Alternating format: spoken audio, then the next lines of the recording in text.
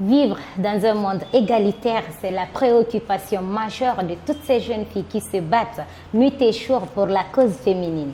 Aimable téléspectateurs de SAC TV, contente de vous retrouver dans ce nouveau numéro de votre émission Réalité féminine. Cette émission qui vous livre toutes les actualités sur la chante féminine, que ce soit entrepreneuriat, économique, politique, également social.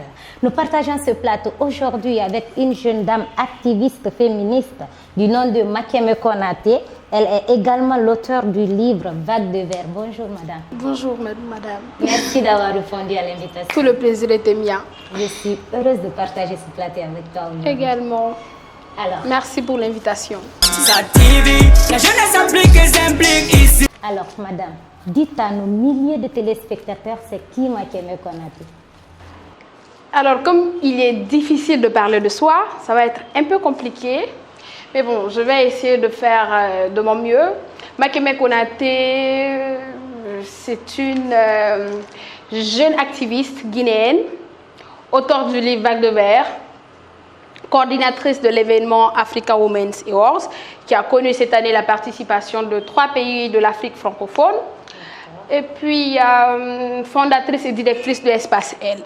D'accord. Il y a certainement quelque chose que j'ai oublié, mais c'est sûr qu'on va en venir. Ah oui, il n'y a pas de souci, mais moi j'aimerais bien voir c'était qui Makeme avant qu'elle ne soit auteure ou activiste aujourd'hui. Alors, Makeme Konaté était une jeune fille comme toutes les autres. C'est vrai que je n'ai pas eu une enfance rose, mais... Une enfance rose? Oui. Vous pouvez nous en dire plus? Non, je ne préfère pas, mais j'ai quand même grandi. J'étais une jeune fille comme toutes les autres. J'ai été scolarisée, j'ai étudié, enfin je suis normalement née en Côte d'Ivoire. Je suis venue ici quand j'étais plus jeune. J'ai été scolarisée, j'ai continué mes études jusqu'à ce que je revienne à Conakry pour poursuivre mon cursus scolaire. D'accord. Alors, et aujourd'hui, je suis étudiante en droit. Je finis cette année. Je suis étudiante en 3e année à l'Université Générale Lansana Conté de Sofonia, département de droit. D'accord. Félicitations, madame. Mais je voudrais savoir d'où vient votre source de motivation dans le monde social. Alors, il faut avouer que, je l'ai dit tout à l'heure, je n'ai pas eu une enfance rose, c'est l'une des raisons. Mais deuxièmement, parce que ça me fait énormément mal. C'est vrai que j'ai commencé par le cercle des jeunes filles battantes et libres de Guinée, mais au fil du temps, j'ai pu quand même agrandir mon cercle, mes activités, mes projets, mes initiatives. Donc, je pourrais tout simplement dire que la passion est venue au fil du temps. J'ai créé le cercle parce qu'il fallait quand même que je vienne en aide aux filles et femmes qui sont victimes de violences à travers la Guinée, aux filles et femmes qui n'ont pas leurs droits respectés. Et puis au fil du temps, la passion de tout ce que je fais aujourd'hui est venue rendre la chose plus forte. Et puis je me suis vue là où je suis. C'est bien de faire valoir les droits des jeunes filles et des femmes dans le monde, mais il faut reconnaître qu'il y a beaucoup de femmes qui subissent en silence. Mais vous, quel a été votre élément déclencheur de votre motivation, de votre combat? Mon combat vraiment, c'est parce que je n'ai pas eu une enfance rose. Maintenant, c'est ça que je veux vous Je ne préfère pas rentrer dans le vif, je ne préfère pas rentrer à l'intérieur. Mais il faut quand même avouer que je n'ai pas eu une enfance rose parce que, j'ai été quand même victime de pas mal de violences quand j'étais plus jeune. Et quand j'ai su que j'ai des droits à respecter, j'ai des droits qu'il fallait respecter, je me suis dit, ok, il faut que ça s'arrête, quoi. Il faut que ça s'arrête. D'accord. Il faut que je porte la voix des sans-voix. D'accord. Merci. Alors, on va quitter un peu ce monde. On va revenir dans votre monde littéraire. Okay. D'où vient l'inspiration d'écrire un livre? Alors, c'est venu quand j'étais plus jeune, parce que j'ai commencé par un journal intime comme toutes les autres jeunes filles. Quand j'ai quelque chose de négatif dans ma vie, bah, je vais pour noter. Quand j'ai quelque chose de positif, je vais pour noter.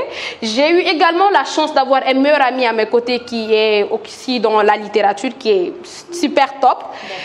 Quand j'écris, bah, je le fais lire, il me corrige, il me dit voilà ce que tu dois mettre, voilà ce que tu dois faire. Voilà Donc je me suis améliorée au fil du temps. Mais il faut avouer que l'écriture était quand même la meilleure manière pour moi de m'exprimer sans que personne ne me juge. D'accord. Oui. Donc, si je comprends bien, vous vous êtes lancé dans le monde littéraire pour déclencher tout ce que vous avez au fond à l'intérieur, de vous. Effectivement. D'accord. Merci, madame. Merci beaucoup. Alors, quels sont vos projets futurs? Dans 5 ans, comment vous vous voyez dans le monde littéraire ou bien dans votre combat? Dans 5 ans, vous voyez comment? Alors, il faut avouer qu'il y a plein de surprises qui arrivent. J'ai mon prochain livre qui sort, qui sera un roman qui sort très bientôt, certainement en 2022. Et puis, dans 5 ans, je pense que je me vois très loin. Très loin, parce que la vie, c'est une question de planification, c'est une question de volonté, c'est une question de passion. Donc, dans 5 ans, je me verrai non seulement diplômée, je vais débuter mon master. Peut-être que je serai mariée, on ne sait jamais, mais je voudrais bien me marier avant, dans 5 ans. Et puis, bah... Donc, c'est un projet? C'est un projet, oui. D'accord. Ça, c'est en tant que Makeme. Maintenant, dans votre combat, parce qu'il faut reconnaître que les violences persistent dans le monde. Si on prend l'excision, les cas de viol, les violences conjugaux surtout, on n'entend même pas parler, mais ça existe. Et ce sont les violences qui persistent vraiment. Qu'est-ce qu'on peut faire? Qu'est-ce qu'on peut faire dans 5 ans? Comment on peut estimer les taux? Alors, moi, je pense que 5 ans en arrière, aujourd'hui, il y a une différence capitale. Il y a eu une différence énorme parce que les choses commencent à changer.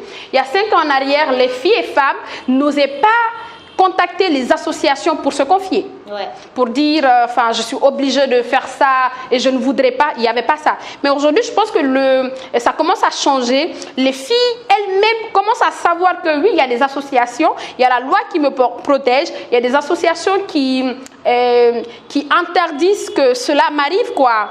Donc, quand une jeune fille est, par exemple, victime de viol ou de mariage précoce, elle-même, ou les parents, ou les amis, il y a quand même quelqu'un, soit de l'entourage, qui se dit, oui, il y a une association, il faut qu'on contacte cette association. C'est également le cas pour... les femmes victimes de violences, parce que j'insiste, 5 ans en arrière, c'était pas comme ça. Aujourd'hui, elles commencent vraiment à se déchaîner, elles se disent non, il faut que ça s'arrête. Elles commencent à se libérer, elles commencent à contacter les structures. Et je pense que c'est déjà un grand pas. Il y a un changement et je pense qu'au fil du temps, le changement viendra. Moi, en tout cas, je rêve d'un monde, je rêve d'une Guinée d'ailleurs où les jeunes filles et les femmes se sentiront protégées et pourront s'épanouir dans la confiance. Il faut mettre quelques stratégies de mise en œuvre pour atteindre l'objectif. C'est vrai qu'ils dénoncent et tout, mais qu'est-ce qu'on peut faire de concret pour empêcher maintenant toutes ces violences que les femmes... Oui, mais c'est la justice. C'est vrai qu'on se bat aujourd'hui pour avoir une justice juste et égalitaire, comme on le dit, justice. Mais il est très difficile. Mais bon, on se bat, on fait de ce qu'on peut pour que, si nous, on a un dossier et que les dossiers sont au niveau du tribunal, que justice soit faite. Et donc, on essaie quand même de médiatiser nos actions souvent pour porter d'exemple, pour que les autres parents se disent, quand je fais ça, oui, j'aurai affaire avec la justice. D'accord. Donc, vulgariser les contenus des lois et faire appliquer. C'est bien beau, les femmes sont victimes, mais il y a quand même ces femmes qui se démarquent dans n'importe quel domaine aujourd'hui. Et qu'est-ce que vous pouvez dire sur la créativité de l'esprit de la jeune fille? Il faut avouer que c'est d'ailleurs l'une de mes causes, l'une des raisons qui m'ont poussée à organiser l'événement African Women's Awards, parce qu'on prend beaucoup plus le côté naïf de la femme. On voit son côté faible, elle ne peut rien faire. Et c'est pourquoi nous, elle se victimise beaucoup. Et il faut avouer qu'il y a des milliers de femmes à travers le monde qui n'ont pas eu des enfances comme les autres, mais aujourd'hui qui se démarquent à 100%, qui se battent pour eux-mêmes leur épanouissement sans le soutien de personne. Donc, il est important de célébrer ces femmes-là, leur faire comprendre que oui, vous êtes quand même des modèles pour nous, vous le faites dans l'ombre, mais nous, on vous voit et qu'on est fiers de vous, effectivement. Aimables téléspectateurs de SAT TV, vous êtes dans votre émission Réalité féminine. Nous tendons vers la fin de cette émission. Alors, Madame Makeme, votre dernier mot. Alors, comme je le dis à tout moment, je vais m'adresser aux jeunes filles et aux femmes qui pourront regarder cette vidéo. Je vous dirais tout simplement de vous battre pour ce que vous aimez et ce qui vous passionne.